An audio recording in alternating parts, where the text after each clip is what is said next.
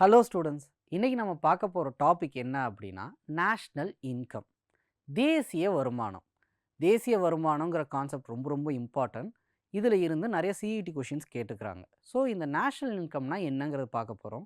First, தேசிய வருமானம்னா என்ன sir, எனக்கு அதுவே ஐடியா இல்லை அப்படிங்கிற மாதிரி உங்களுக்கு ஒரு கேள்வி இருக்கலாம். ஸோ ரொம்ப சிம்பிளாக சொல்கிறேன். தேசிய வருமானம் அப்படின்னா என்னென்னா, நான் ஒரு வேலை பார்க்குறேன். ஓகே, உங்கள் அப்பா அம்மா ஒரு வேலை பார்ப்பாங்க. ஓகே, இந்த மாதிரி எல்லாரும் ஏதேதோ ஒரு வேலை பார்ப்பாங்க. ஏதோ ஒரு இன்கம் வந்து வாங்கிட்டு இருப்பாங்க. ஸோ இவங்க எல்லாரோட இன்கமையும் ஆட் பண்ணோம்னா அதுதான் நேஷ்னல் இன்கம். புரியுதா? தேசிய வருமானங்கிறது என்னென்னா, எல்லாரோட இண்டிவிஜுவல்ஸ், அந்த கண்ட்ரியில் வாழ்கிற எல்லா இண்டிவிஜுவல்ஸோட வருமானத்தையும் மொத்தமாக நீங்கள் சம் பண்ணி எடுத்தீங்கன்னா அதுதான் அந்த கண்ட்ரியோட வருமானம். புரிஞ்சுதா? ஸோ இதுதான் நேஷ்னல் இன்கம். ஓவராலாக ஒரு ஐடியா தான் கொடுக்குறேன். நம்ம இதுக்கப்புறம் வந்துட்டு என்ன நேஷ்னல் இன்கம் எப்படி கால்குலேட் பண்ணுவாங்கிற ஃபார்முலா இருக்குது, அதுக்குன்னு மெத்தட்ஸ் இருக்குது. இது எல்லாமே நம்ம பார்க்க போகிறோம். ஸோ இப்போ நம்ம என்ன பார்த்துருக்கோம்னா, நேஷ்னல் இன்கம்னா என்னன்னு ஒரு ஐடியா உங்களுக்கு தெரிஞ்சிருக்கும். நெக்ஸ்ட் நம்ம என்ன பார்க்க போகிறோம் அப்படின்னா, சில பேசிக்ஸ் பார்க்க போகிறோம். ஃபஸ்ட்டு என்ன பேசிக் பார்க்க போகிறோம் அப்படின்னா, மேக்ரோ எக்கனாமிக்ஸ்னால் என்ன, மைக்ரோ எக்கனாமிக்ஸ்னால் என்னங்கிற பேசிக் பார்க்க போகிறோம். ஏற்கனவே நீங்கள் 11th மைக்ரோ எக்கனாமிக்ஸ் படிச்சிருப்பீங்க, நுண்ணிய பொருளாதாரம்ட்டு. இப்போ நாங்கள் என்ன பார்க்க போகிறோம் அப்படின்னா, மேக்ரோ எக்கனாமிக்ஸ், பேரியல் பொருளாதாரம். இது என்ன சார், மைக்ரோனா என்ன, மேக்ரோனா என்ன இப்படிங்கிற கேள்வி வரும். ரொம்ப சிம்பிளாக சொல்லலாம். மைக்ரோ எக்கனாமிக்ஸ்னு வச்சுக்கோங்களேன், ஒரு இண்டிவிஜுவல்ஸோட டிமாண்ட் அண்ட் சப்ளையை பற்றி படிக்கிறது. அது என்ன சார் இண்டிவிஜுவல் அப்படின்னா, நான் காலைல எந்திரிக்கிறேன். ஓகே, காலைல எந்திரிச்ச உடனே எனக்கு வந்துட்டு டீ குடிக்கணும்னு போல் ஆசை இருக்குது. ஓகே, அப்போ என்னென்னா, நான் டீக்கான ஒரு டிமாண்டை க்ரியேட் பண்ணுறேன். உங்களுக்கு காஃபி குடிக்கணுங்கிற ஆசை இருந்துச்சுன்னு வச்சுக்கோங்க, நீங்கள் காஃபிக்கான ஒரு டிமாண்டை க்ரியேட் பண்ணுறீங்க. அதுக்கடுத்து நான் கிளம்பிட்டு நான் சாப்பிட போகிறேன்.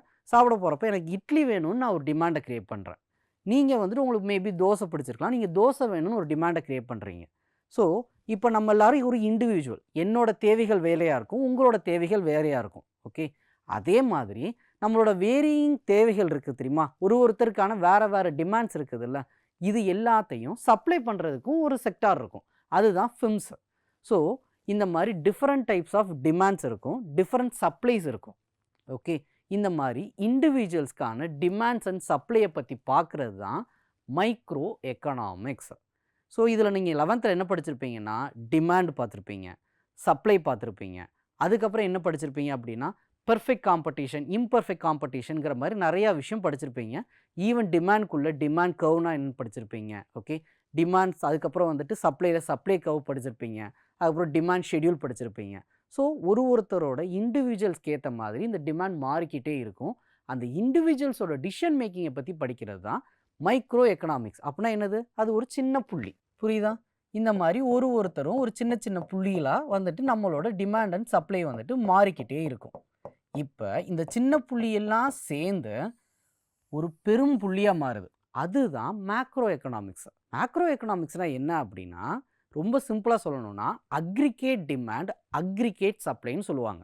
ஸோ அக்ரிகேட்னா என்னென்னா மொத்தம்னு அர்த்தம். மொத்த டிமாண்டு, ஓகே, மொத்தமான தேவைகள், மொத்தமான சப்ளை, ஓகே, மொத்தமான அளிப்பு, இது ரெண்டும் சேர்ந்தது தான் மேக்ரோ எக்கனாமிக்ஸ். இப்போ என்னோட தேவை, உங்களோட தேவை, இது எல்லாமே சேர்ந்து ஒரு கண்ட்ரியோட தேவையாக இருக்குது தெரியுமா, அதை மொத்தத்தையும் நம்ம படித்தோம் அப்படின்னா அதுக்கு பேர் தான் மேக்ரோ எக்கனாமிக்ஸ். சரி, இந்த மேக்ரோ எக்கனாமிக்ஸில் என்னென்னலாம் படிப்போம் அப்படின்னா, ஜிடிபின்னு ஒன்று படிப்போம். ஜிடிபி, நேஷ்னல் இன்கம், இதெல்லாம் படிப்போம். அப்போ என்னென்னா, இந்த மொத்தமான தேவைகள் இருக்குது, இந்த மொத்தமான தேவைகள்னால ஒரு வருமானம் ஈற்றப்படுது. அப்போ அந்த கண்ட்ரியோட வருமானம் எவ்வளோ இருக்குது, இதை பற்றி நம்ம படிப்போம். இது போக இந்த மொத்தமான தேவைகள் இருக்கிற இடத்துல நம்ம காசை வந்து ஸ்பெண்ட் பண்ணி தான் ஒரு பொருள் வாங்குவோம். அப்போ அந்த காசை யார் கொடுக்குறா, ஆர்பிஐ கொடுக்குது. அவங்க தான் பிரிண்ட் பண்ணி இஷ்யூ பண்ணுறாங்க. ஸோ அப்போ ஆர்பிஐ பற்றி படிப்போம்.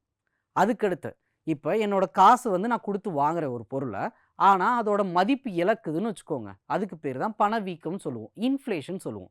அப்போ இன்ஃப்ளேஷனை பற்றி படிப்போம். ஸோ இந்த மேக்ரோ எக்கனாமிக்ஸில் நம்ம என்னெல்லாம் பார்ப்போம் அப்படின்னா, இந்த மொத்த எக்கனாமியை ரெகுலேட் பண்ணுறது யார், இந்த மொத்த எக்கனாமி எப்படி ரன் ஆகுது, இதெல்லாம் எப்படி வந்துட்டு அஃபெக்ட் ஆகுது, எப்படி வந்துட்டு எக்ஸ்டர்னல் செக்டார், ஃபாரின் செக்டாரால் அஃபெக்ட் ஆகுது, எப்படி வந்து இன்டர்நேஷ்னல் ஆர்கனைசேஷன்ஸ் மூலமாக வந்துட்டு இதெல்லாம் டிபெண்ட் பண்ணி இருக்குது, இது எல்லாத்தையும் நம்ம இங்கே படிப்போம். நீங்கள் உங்கள் மேக்ரோ எக்கனாமிக்ஸ் புக் எடுத்து பார்த்தீங்கன்னா வரிசையாக இதுதான் இருக்கும். ஓகே, ஸோ ஃபஸ்ட்டு என்ன இருக்கும் அப்படின்னா, நேஷ்னல் இன்கம் இருக்கும். அதுக்கடுத்து வந்துட்டு உங்களுக்கு என்னென்னா எம்ப்ளாய்மெண்ட் பற்றி இருக்கும். அதுக்கடுத்து மணி அண்ட் பேங்கிங் இருக்கும். அதுக்கடுத்து போனீங்கன்னு வச்சுக்கோங்களேன், உங்களுக்கு பேலன்ஸ் ஆஃப் பேமெண்ட் இருக்கும். இன்டர்நேஷனல் எக்கனாமிக் ஆர்கனைசேஷன்ஸ் இருக்கும். ஸோ மேக்ரோ எக்கனாமிக்ஸ் வந்துட்டு என்னன்னா, இது எல்லாத்தையும் டிபெண்ட் பண்ணுது. அது எல்லாத்தையும் சார்ந்ததுனால உங்களோட லெசனே இப்படி தான் இருக்கும். புரிஞ்சதா? ஸோ இண்டிவிஜுவல்ஸை பற்றி படிச்சீங்கன்னா அது மைக்ரோ எக்கனாமிக்ஸ். அதே நேரத்தில் வந்துட்டு ஒரு ஹோல் கண்ட்ரியை பற்றி படிக்க போகிறீங்கன்னா அது மேக்ரோ எக்கனாமிக்ஸ். புரிஞ்சதில்ல? ஸோ இப்போ என்னன்னா, மேக்ரோ எக்கனாமிக்ஸ்னால் உங்களுக்கு ஒரு ஐடியா கிடச்சிருக்கும். ஓகே, நம்ம இதை தான் படிக்க போகிறோன்ட்டு. இப்போ ஒரு கண்ட்ரியோட எக்கனாமி பற்றி படிக்க போகிறோம்னு நான் சொல்லிட்டேன். ஆனால் எல்லாரோட எக்கனாமியுமே ஒரே மாதிரி ரன் ஆகாது. ஓகே, ஃபார் எக்ஸாம்பிள் இப்போ யூஎஸோட எக்கனாமி எடுத்துக்கிட்டிங்கன்னா அதை வந்துட்டு எப்படி சொல்லுவாங்கன்னா, முதலாளித்துவ பொருளாதாரம்னு சொல்லுவாங்க. கேபிட்டலிஸ்ட் எக்கனாமின்னு சொல்லுவாங்க. இந்தியா வந்துட்டு என்னென்னா மிக்சடு எக்கனாமின்னு சொல்லுவாங்க. ஓகே, ஸோ இந்த மாதிரி வேரியிங் எக்கனாமிக் ஸ்ட்ரக்சர்ஸ் இருக்குது. அப்போ ஒரு கண்ட்ரியோட பொருளாதாரத்தை பற்றி நீங்கள் படிக்கணும்னா முதல்ல எக்கனாமிக் ஸ்ட்ரக்சரை பற்றி நீங்கள் புரிஞ்சுக்கணும். அந்த எக்கனாமிக் ஸ்ட்ரக்சர் என்ன சார், அதில் என்னென்னலாம் இருக்குது அப்படின்னா, ஃபஸ்ட்டு என்ன இருக்குது அப்படின்னா சோஷியலிஸ்ட் எக்கனாமி, இல்லைன்னா சோஷியலிசம்னு சொல்லுவோம். இது வந்துட்டு என்னென்னா தமிழ் என்ன சொல்லுவோம் அப்படின்னா சமதர்ம பொருளாதாரம் அப்படின்னு சொல்லுவோம்.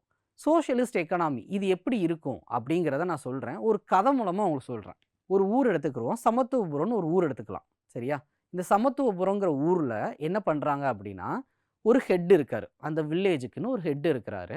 என்ன பண்ணுவாங்கன்னா, அங்கே ஒரு விவசாயி இருக்கிறாரு. அவர் காலையிலேருந்து சாயங்காலம் வரைக்கும் வந்துட்டு அவர் ஃபீல்டில் வேலை பார்த்து அவர் ஏதோ ஒன்று ப்ரொடியூஸ் பண்ணிகிட்ருக்காரு. அதே ஊரில் ஒரு டீச்சர் இருக்கிறாங்க. அவர் வந்துட்டு என்ன பண்ணுறாங்கன்னா, அங்கே உள்ள பிள்ளைங்களுக்கு வந்து பாடம் நடத்திட்டு இருக்காங்க. அங்கே ஒரு மருத்துவர் இருக்கிறாரு. அந்த டாக்டர் வந்துட்டு என்னென்னா எல்லாருக்கும் வந்துட்டு மெடிசின்ஸ் கொடுத்துட்ருக்கிறாரு. இது போக வந்துட்டு நெசவு தொழில் பண்ணுறவங்க இருக்காங்க. அவங்க துணி தைக்கிறாங்க. இது மாதிரி எல்லாரும் அவங்கவுங்க வேலையை பார்த்துட்டு இருக்காங்க. எல்லாரும் என்ன பண்ணுவாங்க அப்படின்னா, நைட்டு தான் ப்ரொடியூஸ் பண்ணதை வந்துட்டு கொண்டு போயிட்டு அந்த ஹெட்டு முன்னாடி வைப்பாங்க. அந்த ஹெட் என்ன பண்ணுவார் அப்படின்னா, அதை எல்லாருக்கும் ஈக்குவலாக சம பங்காக பிரித்து கொடுத்துருவார்.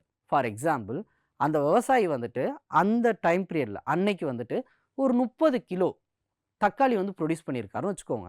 என்ன பண்ணுவாங்க அப்படின்னா, அந்த வில்லேஜில் வந்துட்டு என்னென்னா ஒரு 60 பேர் இருக்காங்கன்னு வச்சுக்கலாம். ஸோ அவர் என்ன பண்ணுவார்னா, எல்லாருக்கும் வந்துட்டு அரை அரை கிலோ வந்து பிரித்து கொடுத்துருவார். அதே மாதிரி இப்போ ஒரு பால்காரர் இருக்காருன்னு வச்சுக்கோங்க. அவர் வந்துட்டு 60 லிட்டர் பால் கறந்துருக்கிறாரு. அவர் வந்துட்டு டெய்லி மாடை வந்துட்டு பார்த்துக்கிட்டதில் வந்துட்டு 60 லிட்டர் வந்துட்டு வந்திருக்குன்னா எல்லாருக்கும் 1 லிட்ரு. ஓகே, ஸோ இந்த மாதிரி எல்லாருக்கும் சமமாக பிரித்து கொடுத்துருவாங்க. இதுதான் வந்துட்டு என்னென்னா சோஷியலிஸ்ட் எக்கனாமிக்கு ஒரு பெஸ்ட் எக்ஸாம்பிள். இங்கே என்ன அப்படின்னா, யாருமே வந்துட்டு எக்கனாமி வைஸ் வந்துட்டு மேலே கீழேன்னு இருக்கவே மாட்டாங்க. ஏன்னா எல்லாருக்குமே ஈக்குவலாக டிஸ்ட்ரிபியூட் ஆகிருதா இன்கம்மு, எல்லாருக்குமே ரிசோர்ஸ் ஈக்குவலாக போய் சேர்ந்துருதா. ஸோ இதுக்கு பேர் தான் சமதர்மம். ஓகே, ஸோ இந்த சோஷியலிஸ்ட் எக்கனாமியில் எப்படி இருக்கும் அப்படின்னா, எல்லாருக்கும் இன்கம் ஈக்குவலாக டிஸ்ட்ரிபியூட் ஆகிருக்கும். அது போக நான் இப்போ அங்கே ஒரு டீச்சராக இருக்கேன்னு வச்சுக்கோங்க. எனக்கு ஈக்குவலாக வந்துட்டு எனக்கு வந்துட்டு அரை கிலோ தக்காளி வந்துருச்சு, 1 லிட்டர் பால் வந்துருச்சு, ட்ரெஸ்ஸு வந்துருச்சு. ஓகே, எனக்கு ட்ரெஸ்ஸஸ் வந்துருச்சு, செருப்பு வந்துருச்சு, எல்லாமே வந்துருச்சு. அப்போ நான் என்ன பண்ணுவேன்னா, ஃப்ரீயாக எஜுகேஷன் கொடுத்துருவேன். ஓகே, அதேமாரி டாக்டர் என்ன பண்ணுவார்னா, அவர் ஃப்ரீயாக வந்து ஹெல்த் கேர் கொடுத்துருவார். ஸோ இந்த சோஷியலிஸ்ட் எக்கனாமியில் எல்லாரும் ஈக்குவல் எக்கனாமிக் ஸ்டேட்டால் இருப்பாங்க. அது போக வந்துட்டு ஃப்ரீயாக எஜுகேஷன் கிடைக்கும், ஃப்ரீயாக ஹெல்த் கேர் கிடைக்கும், ஃப்ரீயாக டிரான்ஸ்போர்ட்டேஷன் ஃபெசிலிட்டி கிடைக்கும். இப்படி எல்லாமே வந்துட்டு அங்கே ஈக்குவலாக கிடைக்கும். புரியுதா? அப்போ சோஷியலிஸ்ட் எக்கானமி பார்க்கும்போது சார் செம்மையாக இருக்கே, இப்படி ஒரு எக்கனாமியில் நம்ம ஏன் வாழல அப்படிங்கிற மாதிரி உங்களுக்கு தோணும்ல. ஆனால் சோஷியலிஸ்ட் எக்கானமியில் நிறைய பிரச்சனைகளும் இருக்குது. ஃபார் எக்ஸாம்பிள், நான் இந்த சோஷியலிஸ்ட் எக்கானமியில் ஒரு டீச்சராக இருக்கேன்னு வச்சுக்கோங்க. நான் வேலை பார்க்குறேன், வேலை பார்க்கல, நான் ஒழுங்காக நடத்தலைன்னு வச்சுக்கோங்க. நான் ஒழுங்காக நடத்தினாலும் எனக்கு வந்துட்டு அதே இது கிடச்சிட போகுது.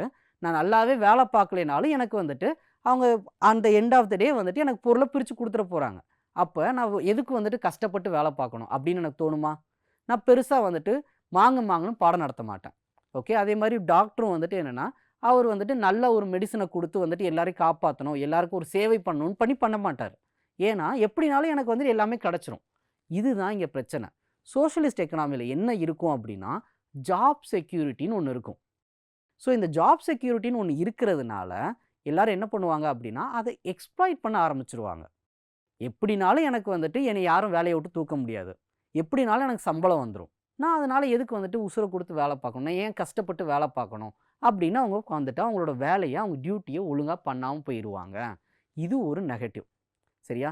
இது ஒரு நெகட்டிவ். இன்னொரு நெகட்டிவ் என்ன அப்படின்னா, ஃபார் எக்ஸாம்பிள், இந்த எக்கனாமியில் நீங்கள் என்ன பண்ணுறீங்கன்னா, நீங்கள் பயங்கரமாக ஒர்க் பண்ணுறீங்க, உங்களுக்கு புதுசாக ஐடியா வருது. ஓகே, இந்த ஐடியாவெல்லாம் கொண்டு போய் நீங்கள் வந்துட்டு அந்த கவர்மெண்ட்டுக்கிட்ட சொல்கிறீங்க, இப்படி ஒன்று நம்ம பண்ணலாம், அப்படி ஒன்று பண்ணலான்ட்டு. ஆனால் கவர்மெண்ட் என்ன சொல்லுதுன்னா, ஏற்கனவே வந்துட்டு இங்கே ஒரு சில கம்பெனிஸ் இருக்குது, புதுசா ஒரு கம்பெனியோட நீங்க ஒரு புது ஐடியாவோட ஒரு கம்பெனி ஸ்டார்ட் பண்ண வேண்டாம். அப்படி நம்ம ஸ்டார்ட் பண்ணோம்னா, இருக்கிற கம்பெனியில வந்துட்டு செல்லிங் நெறைய நடக்காது. அவங்களால நெறைய பொருள விக்க முடியாது. அப்படி விக்க முடியலைன்னா, அவங்க கம்பெனிய குளோஸ் பண்ணிட்டு போயிருவாங்க. அப்படி குளோஸ் பண்ணிட்டு போனாங்கன்னா, அன்எம்ப்ளாய்மென்ட் வந்துரும். அதனால உனக்கு நான் வந்து புதுசா ஒரு ஐடியாவுக்கு ஒரு கம்பெனி ஸ்டார்ட் பண்ண ஹெல்ப் பண்ண மாட்டேன்ருவாங்க. அப்ப நீங்க என்ன பண்ணுவீங்க? உங்களுக்கு நெறைய ஐடியா தோணுது. நீங்க வந்துட்டு புதுசு புதுசா ஏதாவது ஒண்ணு பண்ணலாம். கிரியேட்டிவா ஒண்ணு பண்ணலாம். இன்னோவேட்டிவா ஒண்ணு பண்ணலாம்னு நெனைக்கிறீங்க. ஆனா கவர்ன்மெண்ட் அத அலோவ் பண்ண மாட்டேங்குது. அப்ப நீங்க என்ன பண்ணுவீங்க? இந்த கண்ட்ரில இருந்தா தானே எனக்கு எதுவும் கிடைக்க மாட்டேங்குது. நான் வேற கண்ட்ரி போறேன். அப்ப ஐடியாஸும், டெக்னாலஜியோ இல்ல இன்னோவேஷனோ இங்க இல்லாம, இந்த மாரி ஐடியாஸ் உள்ளவங்க இந்த கண்ட்ரிய விட்டு புலம்பெயர்ந்து வேற எங்கேயாவது போயிருவாங்க. மைக்ரேட் ஆயி போயிருவாங்க. இது இன்னொரு நெகட்டிவ். புரிஞ்சதா? அது போக இங்க வந்துட்டு என்னன்னா, சென்ட்ரலைஸ்டு பிளானிங் இருக்கும். உங்களுக்கு என்ன வேணுங்கிறத கவர்ன்மெண்ட் தான் முடிவெடுக்கும். நீங்க எல்லாரும் என்ன நெனைப்பீங்கன்னா, சார் நான் எலக்ட் பண்ண கவர்ன்மென்ட்ட அவங்க டிசிஷன் மேக் பண்றாங்கன்னு நெனைப்பீங்க. ஆனா, உங்களோட ஏ டூ இசட் எல்லாத்துக்குமே அவங்க ஒரு டிசிஷன் மேக்கிங்கா இருந்துட்டாங்கன்னா, உங்களுக்குன்ட்டு ஒரு இண்டிவிஜுவலான தாட் ப்ராசஸ் அஃபெக்ட் ஆக ஆரம்பிக்கும். ஸோ, மக்கள் வந்துட்டு என்னன்னா, அந்த கவர்ன்மென்ட்க்கு அகைன்ஸ்ட் திங்க் பண்ண ஆரம்பிப்பாங்க. இது போக, இந்த மாரி டெக்னாலஜிக்கல் குரோத் இது எல்லாத்தையும் வந்துட்டு என்னன்னா, அவங்க வந்து நிறுத்துவாங்க. ஏன் நிறுத்துவாங்க அப்டின்னா, டெக்னாலஜி வந்துச்சுன்னு வச்சுக்கோங்க, வேலை வாய்ப்பு குறைஞ்சுக்கிட்டே போகும். இப்ப 100 பேர் வேலை பார்க்குற இடத்துல ஒரு மெஷின் வந்துருச்சுன்னா, அப்ப 100 பேருக்கு வேலை இல்லாம போயிரும்ல. ஸோ, இந்த சோஷியலிஸ்ட் எக்கானமி எப்படி திங்க் பண்ணுவாங்கன்னா, அந்த 100 பேருக்கு வேலை இல்லாம போயிரும். அதனால அந்த டெக்னாலஜி எங்களுக்கு வேண்டான்னு நெனைப்பாங்க. ஆனா, இன்னொரு கண்ட்ரி என்ன பண்ணும்னா, அந்த டெக்னாலஜிய வச்சு அவங்க நெறைய மாஸ் புரொடக்ஷன் பண்ணி இந்தியாவுக்கே விக்க ஆரம்பிச்சுருவாங்க. ஸோ, இப்படி நடந்துச்சுன்னு வச்சுக்கோங்களேன், அன்எம்ப்ளாய்மென்ட் தான் வரும். ஆப்வியஸா வந்துட்டு இங்க புரொடக்ஷனே இல்லாம போயி, வெளிய இருந்து நம்ம கன்சியூம் பண்றப்ப எப்படினாலும் அன்எம்ப்ளாய்மென்ட் வந்துரும். அதுக்கு பதிலா நம்மளே டெக்னாலஜி வச்சு நெறைய ப்ரொடியூஸ் பண்ணி, நெறைய செல் பண்ணி மக்கள் ஸ்பெண்ட் பண்ணியிருக்கலாம்ல. ஸோ, இந்த மாரி வந்துட்டு ரொம்ப பேக்வேர்டா இந்த சோஷியலிஸ்ட் எக்கானமி போக ஆரம்பிக்கும். அதனால எக்கனாமியே கொலாப்ஸ் ஆக ஆரம்பிச்சுரும். ஓகே. இதுதான் இந்த சோஷியலிஸ்ட் எக்கனாமில இருக்கிற பெரிய நெகட்டிவ். இது போக நான் ஒரு பொருள ப்ரொடியூஸ் பண்றேன்னு வச்சுக்கோங்க. என் பொருளுக்கான விலைய என்னால நிர்ணயமே பண்ண முடியாது. கவர்ன்மெண்ட் தான் அத டிக்டேட் பண்ணுவாங்க. புரிஞ்சதா? இதுவும் இன்னொரு பிரச்சனை. நான் தான் கஷ்டப்பட்டு ப்ரொடியூஸ் பண்றேன். ஆனா, என் பொருளுக்கு நான் வந்துட்டு விலைய நிர்ணயம் பண்ண முடியாது. Price mechanism under the government கண்ட்ரோல்ல இருக்கும். ஸோ, ஒரு சைடு பாசிட்டிவ்ஸ் நெறைய இருந்தாலும், இன்னொரு சைடு நெறைய நெகட்டிவ்ஸும் இருக்கு. இதுதான் சோஷியலிஸ்ட் எக்கனாமி. ஓகே. இப்ப பாருங்க. ஸோ, இங்க என்ன இருக்கும் அப்டின்னா, எல்லாமே பொது உடைமையா இருக்கும். சென்ட்ரலைஸ்டு பிளானிங் இருக்கும். Maximum social benefits. Maximum social பெனிஃபிட்ஸ்னா என்னன்னா, ஃப்ரீ எஜுகேஷன் கிடைக்கும். ஃப்ரீ ஹெல்த் செக்டார்லேருந்து வந்துட்டு உங்களுக்கு ஃப்ரீ மெடிசின்ஸ் கிடைக்கும். Okay. Equality of the income இருக்கும். Classless society. கிளாஸ்லெஸ் சொசைட்டினா என்ன அப்டின்னா, இப்ப நம்ம சொல்றோம் தெரியுமா? Middle class, upper middle class, higher class, low class இதெல்லாம் என்னன்னா எக்கனாமி வச்சு சொல்றது. ஆனா, நான் முதல்ல ஒரு எக்ஸாம்பிள் சொன்னேன்ல, எல்லாருக்கும் ஈக்குவலா சமபங்கமா பிரிச்சுருவாங்கன்ட்டு. ஸோ, அப்ப என்னன்னா, ஈக்குவலா இருக்கிறதுனால யாருமே வந்துட்டு எக்கனாமி வைஸ் ஏற்றத்தாழ்வுகள் இல்லாம இருப்பாங்க. ஸோ, இதெல்லாம் வந்துட்டு இதோட பாசிட்டிவ்ஸ். நெகட்டிவ்ஸ் என்ன அப்டின்னா, காம்படிஷனே இருக்காது. எப்படி காம்படிஷன் இருக்காதுன்னா, ஏற்கனவே 2 கார் கம்பெனி இருக்கு. 3வதா நீ ஒரு கார் கம்பெனி ஸ்டார்ட் பண்ணனா, ஏற்கனவே இருக்க 2 கார் கம்பெனிய வந்துட்டு அவங்க குளோஸ் பண்ணிட்டு போ வேண்டிய வந்துரும். அதுல வேலை பார்க்குற ஒரு 2000, 3000 பேருக்கு வேலை இல்லாம போயிரும். அதனால நீ கம்பெனி தொடங்காத. நீ உன்னோட ஐடியாவ அப்படியே வச்சுரு. அப்படின்ருவாங்க. நான் புதுசா ஒரு ஐடியாவோட போனேன்னா, இல்ல நான் உனக்கு கம்பெனி திறக்கிறதுக்கு வந்துட்டு நான் அலோவ் பண்ண மாட்டேன்ருவாங்க. ஸோ, அப்ப காம்படிஷனே இல்லாம இருக்கும். காம்படிஷன் இல்லன்னு வச்சுக்கோங்க, இன்னோவேஷன் இருக்காது. பிரைஸஸ் குறையாது. ஸோ, இது ஒரு பெரிய நெகட்டிவ். நெக்ஸ்ட் வந்துட்டு என்னன்னா, பிரைஸ் மெக்கானிசம் இருக்காது. பிரைஸ் மெக்கானிசம் இருக்காது அப்படின்னா என்ன அர்த்தம் அப்படின்னா, அவங்களே கவர்ன்மெண்ட்டே வந்துட்டு என்ன பிரைஸ டிக்டேட் பண்ணிருவாங்க. ஸோ, உங்களுக்குன்னு ரைட்ஸே இருக்காது. நீங்க தான் கஷ்டப்பட்டு ப்ரொடியூஸ் பண்றீங்க. அப்ப நீங்க தானே அதுக்கு வந்துட்டு விலை நிர்ணயம் பண்ணணும். ஆனா, அத அப்படி பண்ணவே விடமாட்டாங்க. ஸோ, இதுதான் வந்துட்டு என்னன்னா, இங்க இருக்கிற சோஷியலிஸ்ட் எக்கானமில இருக்கிற பாசிட்டிவ்ஸ் அண்ட் நெகட்டிவ். சரி சார், அப்போ சோஷியலிஸ்ட் எக்கானமில இப்படி இருக்கு. அடுத்த எக்கானமி எப்படி சார்? அது என்னன்னு கேட்டீங்கன்னா, அடுத்த எக்கானமி யாருன்னா, கேபிட்டலிஸ்ட் எக்கானமி. ஓகே.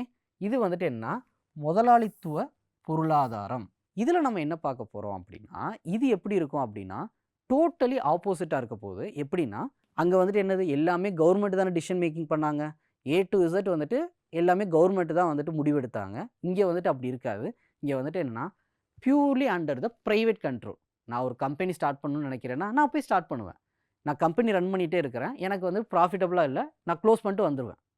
ஸோ, அப்ப அத குளோஸ் பண்றதுனால ஒரு 2000 பேர், 3000 பேருக்கு வேலை போகுதுன்னா, அது என்னோட பிரச்சனை. நான் குளோஸ் பண்றேன். என்னோட கம்பெனி ப்ராஃபிட்டபிளா இல்ல. நான் குளோஸ் பண்ணிட்டு போறேன். ஆனா, இதே இது நீங்க சோஷியலிஸ்ட் எக்கானமில இருந்தீங்கன்னா, நீங்க லாஸ் மேக்கிங் பண்ணாலும், நீங்க குளோஸ் பண்ணணும்னா, கவர்ன்மெண்ட்டோட பெர்மிஷனோட தான் குளோஸ் பண்ண முடியும். புரிஞ்சதா? ஸோ இந்த மாதிரி ஏகப்பட்ட பிரச்சனை சோஷியலிஸ்ட்டில் இருந்துச்சு. பட் இங்கே வந்துட்டு என்னென்னா, நீங்கள் கம்பெனி நீங்களே தொடங்கலாம், நீங்கள் வேண்டாம்னா க்ளோஸ் பண்ணிட்டு போகலாம். அது போக வந்துட்டு என்னென்னா, உங்கள் கம்பெனியில் வேலை பார்க்குறவங்களுக்கு எவ்வளோ சேலரி கொடுக்கணுங்கிறத நீங்களே முடிவு பண்ணிக்கிறலாம். ஓகே, அது போக வந்துட்டு நீங்கள் அவங்க வேலை பார்க்குறது பிடிக்கலன்னா நீங்கள் வேலையை விட்டு தூக்கலாம். ஸோ ஏகப்பட்ட ரைட்ஸ் இருக்கும் இந்த கேபிட்டலிஸ்ட் எக்கனாமியில். இங்கே வந்துட்டு என்னன்னா, ப்ரைவேட் பிளேயருக்கு பயங்கரமான வாய்ஸ் இருக்கும். அவங்க தான் எல்லாமே டிசிஷன் மேக்கிங் பண்ணுவாங்க. அது போக உங்களோட ப்ரொடக்ஷன் நீங்கள் ப்ரொடியூஸ் பண்ண பொருளுக்கு நீங்களே விலை நிர்ணயம் பண்ணலாம். ஸோ இந்த மாதிரி நிறைய ஃப்ரீடம் ஆஃப் சாய்ஸஸ் இருக்கும், ப்ரைஸ் மெக்கானிசம் இருக்கும், காம்படிஷன் இருக்கும். காம்படிஷன் இருந்தால் என்ன சார் அப்படின்னு கேட்டிங்கன்னா, இப்போ மார்க்கெட்டில் ஒரே ஒரு கம்பெனி தான் இருக்குன்னு வச்சுக்கோங்க. ஓகே, அந்த கம்பெனி ஒரு பொருளை விற்கிறாங்க, அது ஒரு அத்தியாவசியமான பொருள்னு வச்சுக்கோங்க. அவங்க எவ்வளோ பொருளுக்கு அந்த ப்ரைஸ் வச்சாலும் நீங்கள் வாங்கி தான் ஆகணும். இப்போ அதே பொருளை ஒரு 10 கம்பெனி ப்ரொடியூஸ் பண்ணுறாங்கன்னா என்ன பண்ணுவாங்க, ஆளுக்கு வந்துட்டு காம்படிஷன் இருக்குன்னு ப்ரைஸை கம்மியாக வச்சு செல் பண்ணால் தான் நிறைய பேர் வாங்குவாங்கன்ட்டு ப்ரைஸை கம்மி பண்ணுவாங்க. அப்போ காம்படிஷன் இருந்துச்சுன்னா ப்ரைஸ் கம்மியாகும், மக்களும் நிறைய கன்சியூம் பண்ணுவாங்க. ஸோ அப்போ என்னென்னா, காம்படிஷன் கண்டிப்பாக இருக்கணும். ஓகே, ஸோ கேபிட்டலிஸ்ட் எக்கனாமியில் அது இருக்கும், ஃப்ரீடம் ஆஃப் சாய்ஸ் இருக்கும். இதெல்லாம் வந்துட்டு என்ன, கேபிட்டலிஸ்ட் எக்கனாமியில் இருக்க பாசிட்டிவ். அப்போ ஒன்றே உங்களுக்கு தோணலாம், சோஷியலிஸ்ட் எக்கனாமியோட பார்க்கும்போது கேபிட்டலிஸ்ட் எக்கனாமி ரொம்ப நல்லா இருக்கே அப்படின்னு உங்களுக்கு தோணலாம். ஆனால் இதில் நிறைய நெகட்டிவ்ஸும் இருக்குது. ஃபஸ்ட்டு பாசிட்டிவ்ஸ் பார்த்துடலாம். Private ownership, freedom of choice, price மோட்டிவில் நீங்கள் முடிவெடுக்கலாம், ஃப்ரீ காம்படிஷன் இருக்கும், கவர்மெண்ட்டோட ரோலு லிமிட்டடாக இருக்கும். இதெல்லாம் நல்லா இருக்கா? இப்போ இதோட நெகட்டிவ்ஸை பாருங்கள். First income inequality. Income inequality எப்படி வரும் அப்படின்னா, இப்போ கன்சிடர் தாட், நான் வந்துட்டு என்னென்னா, இந்த கேபிட்டலிஸ்ட் எக்கனாமியில் பிஸ்னஸ் பண்ணிக்கிட்டு இருக்கிற ஒரு பெரிய ஆள். ஓகே, ஸோ நான் என்ன பண்ணுறேன்னா, நிறையா நல்லா பிஸ்னஸ் பண்ணிக்கிட்டே இருக்கிறேன், நிறையா ப்ராஃபிட் ஏர்ன் பண்ணிக்கிட்டே இருக்கிறேன். ஆனால் என்னோடய ஒர்க்கர்ஸ்க்கு நான் கம்மியான சேலரி தான் வந்துட்டு நான் கொடுத்துட்ருக்குறேன்.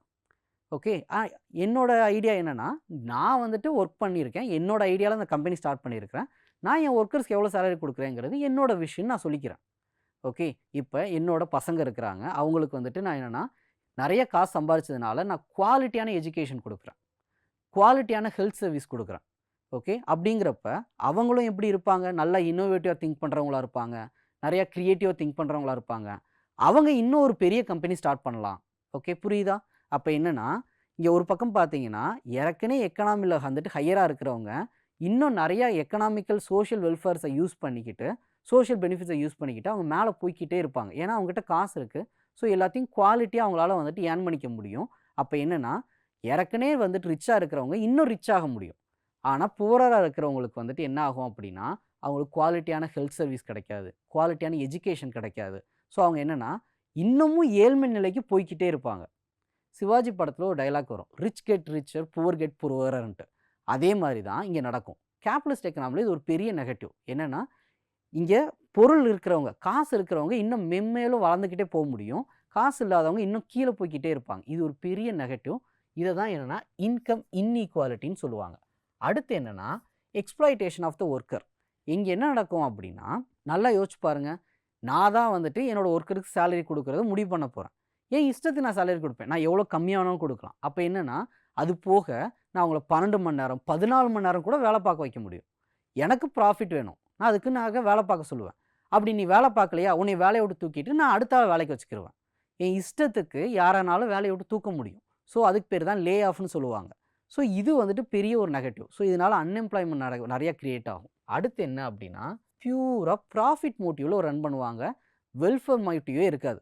நம்மக்கிட்ட வேலை பார்க்குறாங்களே அவங்களுக்கு ஒரு எஜுகேஷன் நல்லபடியாக கொடுக்கணும், நம்மக்கிட்ட வேலை பார்க்குறாங்களே அவங்களுக்கு உடம்பு சரியில்லை அவங்களுக்கு ஒரு லீவ் கொடுக்கணும், அப்படிலாம் யோசிக்கவே மாட்டாங்க. நீ வரலையா உன்னோட சேலரியில் நான் கட் பண்ணிடுவேன். ஓகே, ஸோ வந்துட்டு உனக்கு லாஸ் ஆஃப் பே, உனக்கு நீ இன்றைக்கி வரல, உனக்கு இன்றைக்கி வந்து பே கிடையாது. இந்த மாதிரி தான் இந்த கேபிட்டலிஸ்ட் எக்கனாமி ரன் ஆகும். அடுத்து வந்துட்டு என்ன, exploitation of the resources, monopoly of the power, consumer manipulation. என்ன பண்ணுவாங்க அப்படின்னா, தன்னோட பொருளை பயங்கரமாக மேனிப்புலேட் பண்ணி செல் பண்ணுவாங்க. மக்கள்கிட்ட வந்துட்டு என்னென்னா, இல்லாத பொல்லாதெல்லாம் சொல்லி அட்வர்டைஸ்மெண்ட் பண்ணி தன்னோட பொருளை செல் பண்ணி ப்ராஃபிட் பார்க்கணும்னு பார்ப்பாங்க. இதுதான் கேபிட்டலிஸ்ட் எக்கனாமியில் இருக்கிற நெகட்டிவ்ஸ். இப்போ நம்ம என்ன பார்த்தோம் அப்படின்னா, ஒரு சைடு சோஷியலிஸ்ட் எக்கனாமியை பற்றி பார்த்தோம், இன்னொரு சைடு கேபிட்டலிஸ்ட் எக்கனாமி பற்றி பார்த்தோம். இது ரெண்டுமே அப்படியே எக்ஸ்ட்ரீம் ஆப்போசிட். ஓகேயா? So when comes to the socialist economy, அதுலேயும் ஒரு சில பாசிட்டிவ்ஸ் இருக்குது, நெகட்டிவ்ஸ் இருக்குது. கேபிட்டலிஸ்ட் எக்கனாமிலையும் வந்துட்டு ஒரு சில பாசிட்டிவ்ஸ் இருக்குது, நெகட்டிவ்ஸ் இருக்குது. அப்போ எந்த எக்கனாமி தான் சார் நான் சூஸ் பண்ணுறது அப்படிங்கிற கேள்வி வரலாம். அதுக்கு தான் என்னன்னா மிக்ஸ்டு எக்கனாமின்னு ஒன்று இருக்குது. ஓகே, புத்தா சொன்ன மாதிரி ஃபாலோ த மிடில் பாத். இந்த பக்கம் என்ன இருக்குது அப்படின்னா சோஷியலிஸ்ட் எக்கனாமி இருக்குது, இந்த பக்கம் என்னென்னா கேபிட்டலிஸ்ட் எக்கனாமி இருக்குது. இது ரெண்டுக்கும் நடுவாக கலப்பாக கிரியேட் பண்ணது தான் மிக்ஸ்டு எக்கனாமி. ஸோ இந்த மிக்ஸ்டு எக்கனாமிங்கிற கான்செப்ட் என்ன அப்படின்னா சோஷியலிஸ்ட் எக்கனாமியோட ஐடியாவும் இருக்கும், கேபிட்டலிஸ்ட் எக்கனாமியோட ஐடியாவும் இருக்கும். இது ரெண்டும் சேர்ந்து கலப்பாக கிரியேட் பண்ணதுனால தான் இது கலப்பு பொருளாதாரம்னு சொல்லுவாங்க. சரி, இந்த மிக்ஸ்டு எக்கனாமியில் எப்படி இருக்கும் அப்படின்னா கவர்மெண்ட்டும் இருக்கும், ப்ரைவேட்டும் இருப்பாங்க. கவர்மெண்ட்டும் டிசிஷன் மேக்கிங் பண்ணுவாங்க, ப்ரைவேட்டும் டிசிஷன் மேக்கிங் பண்ணுவாங்க. அதே நேரத்தில் ப்ரைவேட் வந்துட்டு தன்னோட லிமிட்டை எக்ஸீட் ஆகி டாமினேட் பண்ண ட்ரை பண்ணாங்கன்னா கவர்மெண்ட் அவங்கள ரெகுலேட் பண்ணுவாங்க. ஸோ இப்படி தான் மிக்ஸ்டு எக்கனாமி இருக்கும். Both public and private ownership இருக்கும், எக்கனாமிக் பிளானிங் இருக்கும், ஃப்ரீடம் அண்ட் கண்ட்ரோல் இருக்கும். ஃப்ரீடமும் இருக்கும், அதே நேரத்தில் கவர்மெண்ட் அதை கண்ட்ரோலும் பண்ணுவாங்க. புரியுதா? ஸோ இதுக்கு பேர் தான் mixed economy. Sir, mixed economy எப்படி இருக்குன்னு எனக்கு புரியல அப்படிங்கிற ஒரு கேள்வி வந்துச்சுன்னா, நீங்கள் வந்துட்டு ஹைவேல போனீங்கன்னு வச்சுக்கோங்களேன், அந்த NH44 போகிறீங்கன்னு வச்சுக்கோங்களேன், அதில் வந்துட்டு என்னென்னா ஒரு நல்ல ஒரு ரோடு போட்டிருப்பாங்க, அங்கங்கே டோல் பிளாஸா இருக்கும். அதுதான் ஒரு best example for the mixed economy. Okay, அதை எப்படி கிரியேட் பண்ணியிருப்பாங்கன்னா PPP மாடல்னு சொல்லுவாங்க, பப்ளிக் ப்ரைவேட் பார்ட்னர்ஷிப்னு சொல்லுவாங்க. இங்கே என்ன பண்ணுவாங்க அப்படின்னா கவர்மெண்ட் வந்துட்டு அந்த லேண்டை ப்ரொக்யூர் பண்ணிடுவாங்க, லேண்டை வாங்கிடுவாங்க. ஓகே, ப்ரைவேட் வந்துட்டு என்ன பண்ணுவாங்க அப்படின்னா ரோடு போடுவாங்க, அவங்களோட காசை போட்டு ரோடு போடுவாங்க. ஒரு 20 வருஷம் 30 வருஷத்துக்கு டோல் பிளாஸாவை ரன் பண்ணி அதிலேருந்து அவங்க காசு எடுத்துக்கிடுவாங்க. ஸோ இப்போ என்னது, கவர்மெண்ட் ஒரு வேலையை பார்த்துச்சு, ப்ரைவேட் ஒரு வேலையை பார்த்தாங்க, இவங்க 2 பேரும் சேர்ந்து அந்த ரோடை போட்டாங்க. ஸோ இதுக்கு பேர் தான் மிக்ஸ்டு எக்கனாமி. இப்படி தான் வந்துட்டு ஒரு எக்கனாமி ரன் ஆகும். ஓகே, புரிஞ்சதா? மிக்ஸ்டு எக்கனாமி பெஸ்ட் எக்ஸாம்பிள் வந்துட்டு நீங்கள் இந்த மாதிரி வந்து ஹைவேஸை கூட சொல்லலாம். இதை தாண்டி வந்துட்டு உங்களுக்கு எக்ஸாம்பிள்ஸ் வேறு கொடுக்கலாம். அப்படின்னா என்னென்னா இதை பாருங்கள், இந்தியா வந்துட்டு என்னென்னா 1991க்கு முன்னாடி வரைக்கும் வந்துட்டு என்னென்னா அது ஒரு சோஷியலிஸ்ட் எக்கனாமியாக தான் இருந்துச்சு. அதுக்கப்புறம் தான் எல்பிஜி ஏரான்னு ஒன்று வந்துச்சு, எல்பிஜி ரிஃபார்ம்னு ஒன்று பண்ணாங்க. அதுக்கப்புறம் வந்துட்டு என்னென்னா நம்ம இப்போ மிக்ஸ்டு எக்கனாமியாக இருக்கிறோம். ஓகே, ஸோ இந்த சோஷியலிஸ்ட் எக்கனாமியில் நிறைய நெகட்டிவ்ஸ் இருந்துச்சு, அதனால எக்கனாமி ரொம்ப ரொம்ப அஃபெக்ட் ஆகிட்டு இருந்துச்சு. அதிலிருந்து சரி பண்ணி வர்றதுக்காக தான் நம்ம என்ன பண்ணோம் அப்படின்னா நம்ம மிக்ஸ்டு எக்கனாமியாக மாறணும். ஓகே, இப்போ இந்த மிக்ஸ்டு எக்கனாமி வந்துட்டு மாறிட்டோம். இப்போ இந்த மிக்ஸ்டு எக்கனாமியில் தான் நம்ம வாழ்ந்துட்டுருக்குறோம். இதில் நீங்கள் நல்லா கவனிச்சிங்கன்னா 1991க்கு முன்னாடி வரைக்கும் இருந்தது வந்துட்டு சோஷியலிஸ்ட் ஏரான்னு சொன்னேன். சார், நான் சோஷியலிஸ்ட் ஏராவில் நான் பிறக்கவே இல்லை, 1990க்கு முன்னாடி 91க்கு முன்னாடி எக்கனாமி எப்படி இருந்துச்சுன்னு எனக்கு தெரியவே தெரியாது, அதை எப்படி நான் வந்து சோஷியலிஸ்ட் எக்கனாமிங்கிற புரிஞ்சிக்க முடியும் அப்படிங்கிற கேள்வி வந்துச்சுன்னா அதுக்கு ஒரு எக்ஸாம்பிள் சொல்கிறேன். நீங்கள் அந்த காலத்து படம் எல்லாம் பார்த்தீங்கன்னு வச்சுக்கோங்களேன், படத்தில் எல்லாம் மோஸ்ட்லி வர்ற கார் என்ன இருக்கும் அப்படின்னா ஒன்று அம்பாஸ்டர் காராக இருக்கும், இல்லை பத்மினிங்கிற காராக இருக்கும். இது 2 காரு தான் மோஸ்ட்டாக எல்லா படத்துலையும் இருக்கும். ஆனால் இப்போ உள்ள படத்துலலாம் நீங்கள் பார்த்தீங்கன்னு வச்சுக்கோங்களேன், உங்களுக்கு வந்துட்டு ஏகப்பட்ட கார் கம்பெனிஸ் இருக்கும், ஏகப்பட்ட மாடல்ஸ் இருக்கும், ஃபாரின் கார்ஸ் பார்ப்பீங்க, இந்த மாதிரி ஏகப்பட்ட கார்ஸை பார்க்க முடியும். ஸோ இதுதான் பெஸ்ட் எக்ஸாம்பிள் நம்ம 1991க்கு முன்னாடி சோஷியலிஸ்ட் எக்கனாமியில் இருந்தோன்ட்டு. அப்போ என்ன பண்ணாங்க அப்படின்னா கவர்மெண்ட் எப்படி ரெகுலேட் பண்ணாங்கன்னா அம்பாஸ்டர் காரு அது வந்து ஹிந்துஸ்தானோடது, அதுக்கப்புறம் வந்துட்டு ப்ரீமியர் பத்மிம்பாங்க, ப்ரீமியர் காருங்கிற ஒரு கம்பெனி, இவங்க 2 பேருக்கு மட்டும்தான் இந்தியாவில் காரை மேனுஃபேக்சர் பண்ணுறதுக்கே அவங்க அலோவ் பண்ணியிருந்தாங்க. வேறு எந்த கார் கம்பெனியும் இந்தியாவுக்குள்ளேயே விடலை.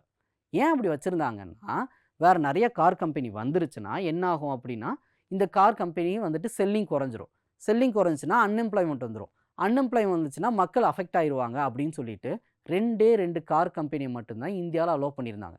அதனால தான் அப்போ வந்துட்டு என்ன வெறும் அம்பாஸ்டர் காரும் பத்மினி காரும் மட்டும்தான் இருந்துச்சு.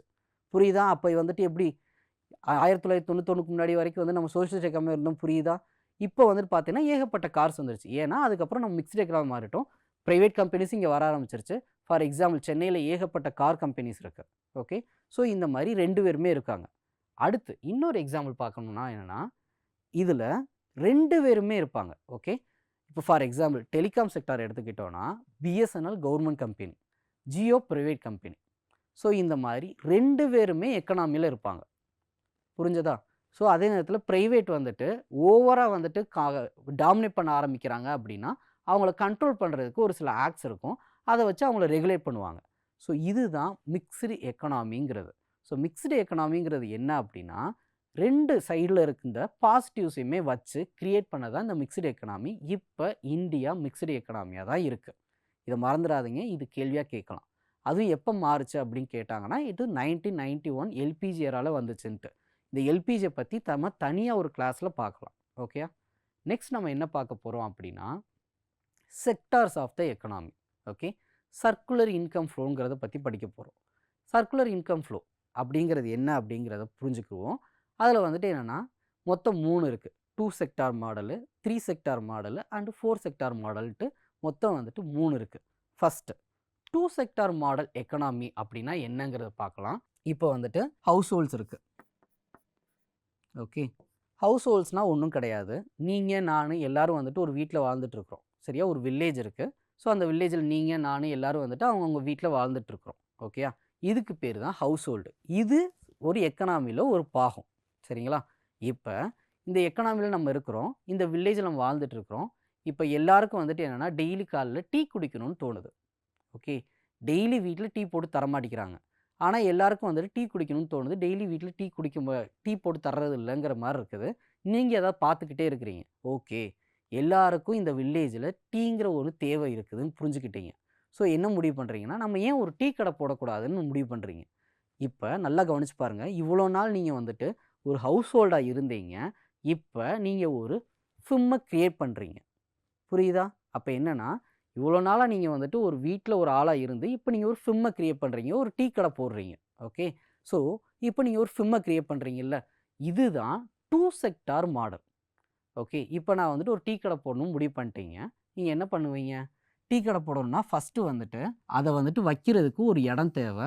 அதுதான் லேண்டு. ஓகே, சும்மா டீ கடை போடணும் முடிவு பண்ணோடனே சும்மா உங்கள் இஷ்டத்துக்கு வச்சிட முடியாதுல்ல. ஊருக்கு சென்டரான ஒரு இடத்துல தான் டீ கடை வைக்க முடியும். அப்படி வச்சா தான் எல்லோரும் வந்து கூடுவாங்க. ஸோ நிறையா செல்லிங் நடக்கும். அப்போ அதுக்கு லேண்டு வேணும். அப்போ ஊருக்கு சென்டராக ஒரு இடத்த வந்துட்டு நீங்கள் போய் பார்க்குறீங்க. அங்கே இருக்கிற அந்த ஓனர்கிட்ட வந்துட்டு எனக்கு வந்துட்டு ரெண்ட்டுக்கு கொடுங்கன்னு கேட்குறீங்க. அப்போ லேண்டு, அதுக்கு நீங்கள் என்ன பே பண்ணணும்னா ரெண்ட்டு. சரியா, இதுக்கப்புறம் என்ன அப்படின்னா இப்போ நீங்கள் டீ கடைக்கு லேண்டு வந்து இது பண்ணிட்டீங்க. அடுத்து என்னென்னா உங்களுக்கு நல்லா டீ போட தெரியாது. அப்போ நல்லா டீ போட தெரிஞ்சவங்கள அதுக்கு வேலைக்கு வைக்கணும். அப்போ லேபர் ஒருத்தர் வேணும். ஸோ லேபர் ஒருத்தர் வர்றாருன்னா அவங்களுக்கு நீங்கள் என்ன பண்ணணும்? சேலரிஸ் இல்லை வேஜஸ் கொடுக்கணும். So salary. சரியா, அடுத்து இப்போ டீ கடைக்கு வந்துட்டு உங்களுக்கு வந்துட்டு ஆள் கிடச்சிருச்சு, லேண்டும் கிடச்சிருச்சு. அது மட்டும் போதுமா? பாய்லர் வேணும். ஓகே, அது போக வந்து உட்கார்றதுக்கு வந்துட்டு ஒரு பெஞ்ச் போடணும். இதுக்கு அது போக வந்துட்டு மழை பெஞ்சா வந்துட்டு அது வந்து ஒரு ஷெட்டு போட்டு வந்து கவர் பண்ணணும். ஸோ இதெல்லாம் தேவை இருக்கா? அப்போ என்னென்னா இதுக்கு இன்வெஸ்ட் பண்ணணும். அப்போது ஒரு இன்வெஸ்டார் தேவை. யாருக்கிட்டையோ போய் நீங்கள் கடன் கேட்குறீங்கன்னு வச்சுக்கோங்க, அவர் தான் இன்வெஸ்டாரு. அவருக்கு நீங்கள் என்ன பண்ணணும் அப்படின்னா இன்ட்ரெஸ்ட் பேமெண்ட் கொடுக்கணும் மாதம். புரிஞ்சதா? அடுத்து இது எல்லாத்தையும் ஸ்டார்ட் பண்ணது யார்? நீங்கள் தானே. அப்போ நீங்கள் தான் ஆண்டர்பிரனர். உங்களோட மோட்டிவ் என்னென்னா ப்ராஃபிட். ஓகே, ஸோ இப்போ நல்லா கவனித்து பார்த்தீங்கன்னா ஹவுஸ் ஹோல்டு இருக்குது, இந்த பக்கம் வந்துட்டு அந்த அந்த டீ கடை இருக்குது. ஓகே, ஸோ இந்த எல்லா ஃபேக்டரியும் வச்சு நீங்கள் ஒரு டீ கடையை ஸ்டார்ட் பண்ணியிருக்கிறீங்க. இதை வச்சு தான் அந்த டீக்கான ப்ரைஸை முடிவு பண்ணுவீங்க. ஓகே, ஸோ ரெண்ட் இவ்வளோ கொடுக்கணும், சேலரி இவ்வளோ கொடுக்கணும், இன்ட்ரெஸ்ட் இவ்வளோ பே பண்ணணும், ப்ராஃபிட் இவ்வளோ வேணும் அப்படிங்கிறத வச்சு நீங்கள் டீயோட ப்ரைஸு ஒரு 10 ரூபான்னு முடிவு பண்ணுறீங்கன்னு வச்சுக்கோங்க. இப்போ என்ன நடக்கும் அப்படின்னா இந்த 10 ரூபாயை வச்சு தான் நீங்கள் ரெண்ட்டை பே பண்ணுவீங்க, சேலரி, இன்ட்ரெஸ்ட் எல்லாத்தையும் பே பண்ணுவீங்க. அதெல்லாம் யார்? இதிலெல்லாம் வந்து வேலை பார்க்குறவங்க, இதில் இன்வெஸ்ட் பண்ணவங்க, இவங்க எல்லாருமே யார்? அந்த ஹவுஸ் ஹோல்டு தானே. ஸோ அப்போ என்ன நடக்கும் அப்படின்னா அகெயின் இது எல்லாமே வந்துட்டு அந்த ஹவுஸ் ஹோல்டுக்கே போய் சேர்ந்துடும். புரியுதா என்ன சொல்கிறேன்ட்டு? அதாவது ஊரில் உள்ள எல்லாரையும் வச்சு தான் நீங்கள் அந்த டீ கடை ஆரம்பிச்சிருக்கீங்க. அதில் வந்து அவங்க டீ குடிச்சிட்டு காசு கொடுத்துட்டு போகிறாங்க. அதை எல்லாத்தையும் வந்து சேலரியாவோ இல்லை ரெண்ட்டாவோ வந்துட்டு நீங்கள் திரும்ப அதே ஹவுஸ் ஹோல்டுக்கு தான் கொடுக்குறீங்க. இதுக்கு பேர் தான் சர்க்குலர் ஃப்ளோ ஆஃப் எக்கனாமி. இங்கிட்டிருந்து வந்துட்டு இப்படி போய்கிட்டே இருக்கும். இதுக்கு பேர் தான் சர்க்குலர் ஃப்ளோ ஆஃப் எக்கனாமி. இதில் 2 செக்டார் இருக்குது. புரிஞ்சதா? இப்போ 2 செக்டார் மாடல்னால் இதுதான். ஒரு பக்கம் வந்துட்டு யாருன்னா ஹவுஸ் ஹோல்ட்ஸ் இருப்பாங்க, இன்னொரு பக்கம் ஃபிர்ம்ஸ் இருப்பாங்க. ஸோ இதுதான் 2 செக்டார் மாடல். இப்போ இந்த 2 செக்டார் மாடல் நல்லா இருக்கா? இப்போ இந்த 2 செக்டார் மாடல் கூடயே நல்லா கவனிங்களேன். இதே மாதிரி அந்த வில்லேஜில் வந்துட்டு டீக்கு டிமாண்ட் இருக்கிற மாதிரி ஒருத்தருக்கு வந்துட்டு காலையில் வந்துட்டு எல்லாருக்கும் வந்துட்டு டிஃபன் தேவைப்படுதுன்னு சொல்லிட்டு ஒரு ஹோட்டல் ஆரம்பிக்கிறாரு. அதுக்கப்புறம் வந்துட்டு என்னென்னா அங்கே சைக்கிள் நிறையா ரிப்பேர் ஆகுதுன்னு சொல்லிட்டு சைக்கிள் கடை ஒருத்தர் போடுறாரு. அதுக்கப்புறம் வந்துட்டு நிறையா பேர் வந்துட்டு பைக் வேணுங்கிறாங்க. ஸோ பைக் வந்துட்டு ஒருத்தர் வந்துட்டு விற்கிறாரு. ஸோ இந்த மாதிரி ஒரு வில்லேஜில் எல்லாரும் வந்து தனித்தனி ஃபிலிம்ஸ் க்ரியேட் ஆகுது. அவங்க எல்லாருக்குள்ளேயும் வந்துட்டு இந்த மாதிரி சர்க்குலர் ஃப்ளோ நடந்துக்கிட்டே இருக்குது. சரியா? ஸோ இப்படி நடந்துக்கிட்டே இருக்குது. ஆனால் இப்போ இந்த எக்கனாமி இப்படி நடந்துகிட்டு இருக்கு. இதில் வந்துட்டு யாருமே வந்துட்டு ரோடு மோசமாக இருக்குங்கிறத கண்டுக்கறல. சரியா? ட்ரைனேஜ் சிஸ்டம் சரியில்லாமல் சாக்கடை வெளியே ஓடிக்கிட்டு இருக்குங்கிறத கண்டுக்கறல. ஸோ இப்போ தான் இன்னொரு செக்டார் இந்த இதுக்குள்ளே ஆட் ஆக போகிறாங்க. அதுதான் 3 செக்டார் மாடலு. அந்த இன்னொரு செக்டார் யார் ஆட் ஆக போகிறாங்கன்னா கவர்மெண்ட். புரிஞ்சதா? ஸோ இந்த 2 செக்டார் இருக்கா, ஒரு பக்கம் ஹவுஸ் ஹோல்டு, இன்னொரு பக்கம் ஃபிம்மு. இவங்க 2 பேத்தையும் ரெகுலேட் பண்ணுற மாதிரி கவர்மெண்ட் வரப்போகுது. ஏன்னா நான் இந்த எக்கனாமியில் தான் வந்துட்டு ப்ராஃபிட் பார்த்துக்கிட்டு இருக்கிறேன். ஓகே, ஆனால் இந்த மாதிரி வந்துட்டு ரோடு இப்படி இருக்குது, சாக்கடை இப்படி வெளியே ஓடுது, இதெல்லாம் வந்துட்டு யாரும் கண்டுக்கிறல. அப்போ என்னென்னா இந்த ஹவுஸ் ஹோல்ட்ஸே சேர்ந்து ஒரு கவர்மெண்ட்டை க்ரியேட் பண்ணுறாங்க. அந்த கவர்மெண்ட் என்ன பண்ணுதுன்னா இவங்க எல்லாரையும் ரெகுலேட் பண்ணிக்கிட்டு இது போக நீ வந்துட்டு ரோடை சரி பண்ணலை. ஓகே, ஃப்ரிம்மாக இருக்கிற நீ வந்துட்டு நீ என்ன பண்ணுறன்னா வந்துட்டு ப்ராஃபிட்டை மட்டும் எடுத்துகிட்டு போகிற, ஆனால் ரோடை சரி பண்ண மாட்டேங்கிற. ஸோ நான் என்ன பண்ண போகிறேன் அப்படின்னா மேலே ஒரு டேக்ஸ் போட போகிறேன், மேலே ஒரு வரி போட போகிறேன். ஸோ என்ன பண்ணுவாங்கன்னா இவங்க மேலே ஒரு டேக்ஸை போட்டு காசை கலெக்ட் பண்ணுவாங்க. அந்த காசை கலெக்ட் பண்ணி ரோடு போட்டுக்கிருவாங்க. ஓகே, அந்த காசை கலெக்ட் பண்ணி வந்துட்டு அவங்க ஒரு பிரிட்ஜு கட்டுவாங்க. ஸோ இதுதான் 3 செக்டார் மாடல். ஸோ புரியுதா? முதல்ல என்னது ஹவுஸ் ஹோல்டு இருந்துச்சு, ஃபிம்ஸ் இருந்துச்சு. இவங்க 2 பேர்த்தையும் ரெகுலேட் பண்ணுற மாதிரி கவர்மெண்ட் வந்து அவங்களும் வந்துட்டு இந்த சர்க்குலர் ஃப்ளோக்குள்ளே வந்துடுவாங்க. ஓகே, ஸோ இவங்க என்ன பண்ணுவாங்க அப்படின்னா இவங்க வந்துட்டு through the means of the tax போட்டு வந்துட்டு காசை கலெக்ட் பண்ணி அதை மக்களுக்கு ஸ்பெண்ட் பண்ணுவாங்க. ஸோ இங்கே இன்னொரு சர்க்குலர் ஃப்ளோ இதே ஒரு கண்டினியூவாக நடக்கும். அது போக என்ன பண்ணுவாங்க அப்படின்னா சப்சிடிஸ் கொடுப்பாங்க, மானியம்னு சொல்லுவாங்க. ஓகே, மானியம்னா என்ன அப்படின்னா இப்போ ஒரு பொருளோட ப்ரைஸ் வந்துட்டு 100 ரூபாயா இருக்குது. 100 ரூபா கொடுத்து அந்த பொருளை எல்லாராலையும் வாங்க முடியல. ஓகே, ஆனால் அது ஒரு அத்தியாவசியமான பொருள்னு வச்சுக்கோங்க. அப்போ கவர்மெண்ட் என்ன பண்ணுவாங்க அப்படின்னா அதுக்கு நீ 25 ரூபாய்க்கு செல் பண்ணு அப்படின்னு வந்துட்டு அந்த விற்கிறவங்ககிட்ட சொல்லுவாங்க. அவர் எப்படி 100 ரூபா பொருளை 25 ரூபாய்க்கு விற்பார்? அவர் லாஸில் விற்கணுமா அப்படின்னா கிடையாது. நீ 25 ரூபாய்க்கு செல் பண்ணு மக்களுக்கு, நான் என்ன பண்ணுறேன்னா 75 ரூபா நான் கொடுத்துட்றேன். இதுக்கு பேர் தான் மானியம்ங்கிறது. ஓகே, ஆக மொத்தத்தில் அந்த கம்பெனிக்கு 100 ரூபா கிடச்சிரும். ஆனால் நீங்கள் எவ்வளோ பொருள் வாங்கியிருக்கீங்க? வெறும் 25 ரூபாய்க்கு தான் வாங்கியிருப்பீங்க. மீதி 75 ரூபாயை கவர்மெண்ட் கட்டிடும். இதுக்கு பேர் தான் சப்சிடி. ஸோ இந்த கவர்மெண்ட் என்ன பண்ணும் அப்படின்னா டாக்ஸஸ் போட்டு காசை கலெக்டும் பண்ணும், அதே நேரத்தில் சப்சிடி மூலமாக எல்லாருக்கும் காசை கொண்டு போய் சேர்க்கவும் செய்யும். ஸோ அடுத்து இந்த 3 செக்டார் மாடலாக இது மாறிடுச்சு. சரி, இப்போ இது வரைக்கும் உங்களுக்கு புரிஞ்சிருச்சு. இப்போ எக்கனாமி இப்படியே ரன் ஆகிட்டு இருக்கு. இப்படி எக்கனாமி ரன் ஆகிக்கிட்டே இருக்கும்போது அடுத்து ஒரு பிரச்சனை வருது. இந்த எக்கனாமிக்குள்ளே எனக்கு தேவையான எல்லாமே கிடைக்கல.